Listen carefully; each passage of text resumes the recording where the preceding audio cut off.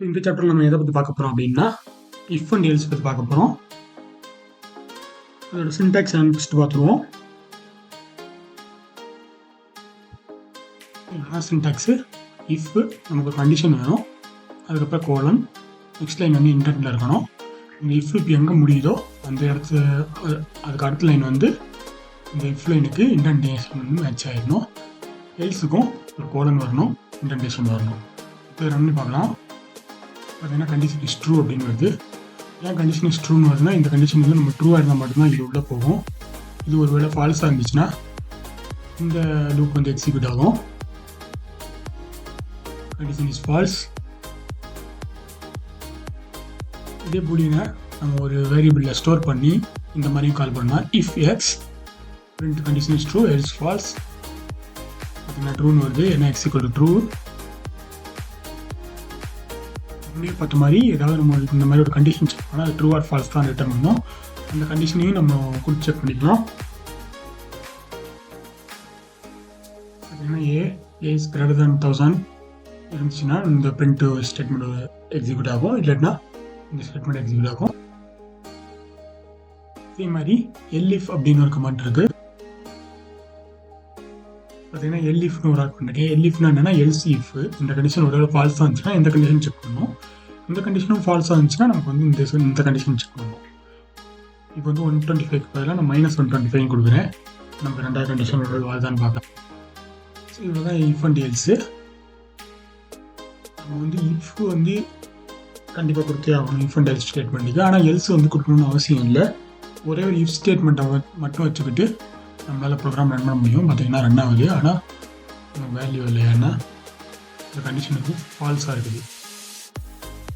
Else வந்து நமக்கு தேவையில்லை. ஒரு எல்ஸை மட்டும் வச்சுட்டு நம்மளால் பண்ண முடியாது. அதுக்கு தான் நம்ம நாட் அப்படின்னு ஒரு ஆப்ரேட்டர் யூஸ் பண்ணுவோம். ஸோ நாட்டை நம்ம யூஸ் பண்ணோம்னா இந்த கண்டிஷன் வந்து ட்ரூவாக இருந்துச்சுன்னா அது வந்து ஃபால்ஸ்னு எடுத்துக்கணும், ஃபால்ஸ் இருந்துன்னா ட்ரூன்னு எடுத்துக்கணும். அந்த மாதிரி ஆப்போசிட்டில் இஃப் நாட் அப்படின்றது ஆல்மோஸ்ட் எல்ஸை தான் மீன் பண்ணோம்.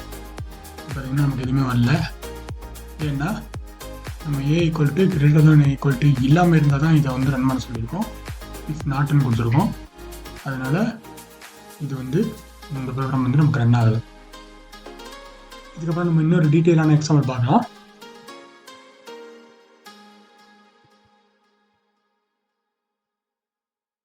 ஸோ இப்போ பார்த்தீங்கன்னா நான் 5 எம்டி லிஸ்ட் கிரியேட் பண்ணிக்கிறேன். A10, A7, A5, A3, A2.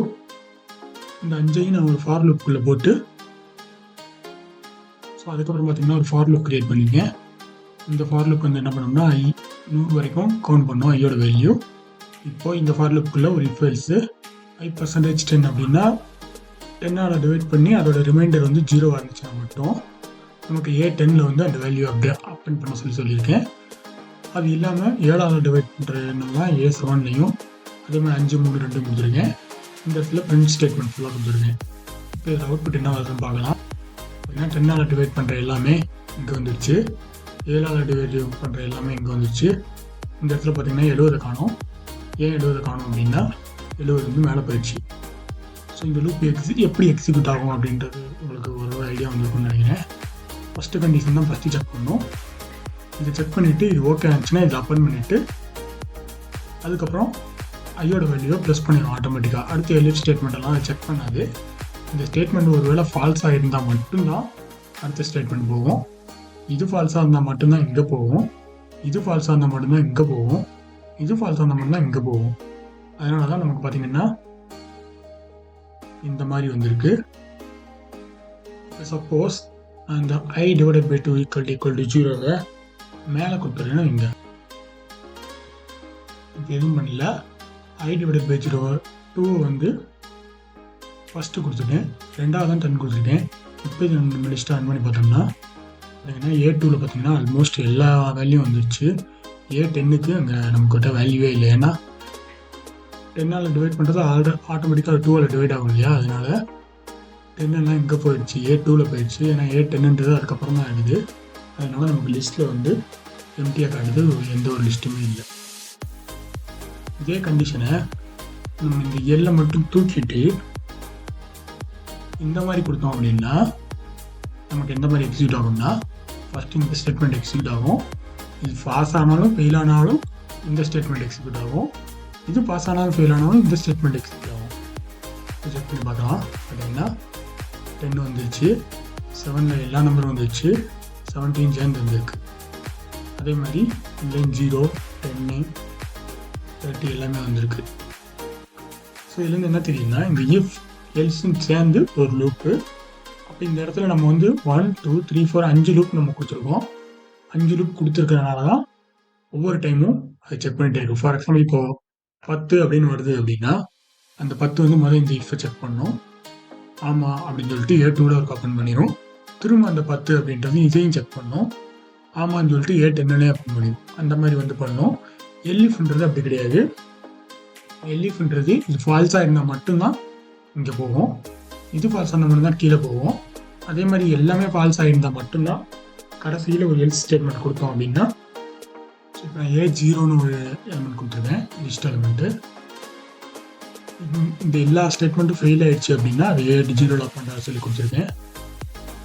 பார்த்தீங்கன்னா நமக்கு வந்துட்டு ஓரளவுக்கு இந்த எந்த எண்களாலுமே ஒப்பிடாத எண்கள் மட்டும்தான் கடைசி லிஸ்ட்டில் சேவ் ஆயிருக்கு. இதுவே நம்ம முன்னே கொடுத்த மாதிரி இந்த இடத்துல ஒரு எல்ஸ் கொடுத்தோம் அப்படின்னா இந்த எல்ஸுன்றது இந்த இஃபுக்கு மட்டும்தான் வரும். ஒருவேளை 3ஆல் டிவைட் ஆகலை அப்படின்னா இந்த எல்ஸ் ஸ்டேட்மெண்ட் வந்து எக்ஸிக்யூட் ஆகும். அதையும் செக் பண்ணி பார்த்துக்கலாம். பார்த்தீங்கன்னா 1லேருந்து ஃபுல்லாக வந்துருக்கு. நமக்கு 3ஆல் டிவைட் ஆகாத நம்பர் மட்டும் வரல, 3 6 எல்லாம் காணும், 9 காணும். ஸோ இவ்வளோ தான் இஃப் அண்ட் எல்ஸு. அடுத்த வீடியோவில் பார்க்கலாம். தேங்க்யூ.